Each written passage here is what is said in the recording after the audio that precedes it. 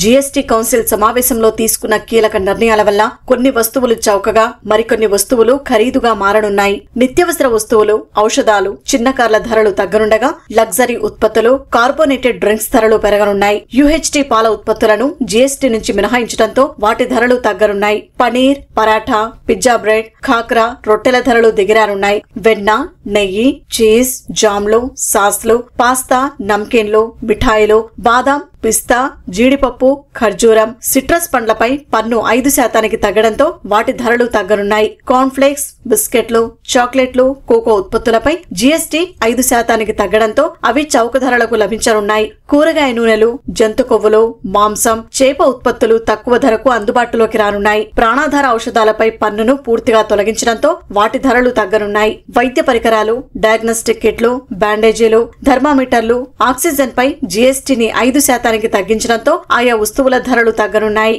Hair oil, షాంపూలు, tooth paste, సబ్బులు, shaving ఉత్పత్తులు, టాల్కమ్ పౌడర్, టూత్ బ్రష్లు, కొవ్వొత్తులు, సేఫ్టీ మ్యాచ్లు, స్టేషనరీ వస్తువులు, బొమ్మలు, క్రీడా సామాగ్రి, వెదురు ఫర్నిచర్ పై పన్నును తగ్గించడంతో ఆయా వస్తువులు చౌకగా లభించనున్నాయి. టీవీలు, ఎయిర్ కండిషనర్లు, 350cc కంటే తక్కువ సామర్థ్యం గల బైక్లపై జీఎస్టీని 18% తగ్గించడంతో ఆయా ఉత్పత్తుల ధరలు తగ్గనున్నాయి.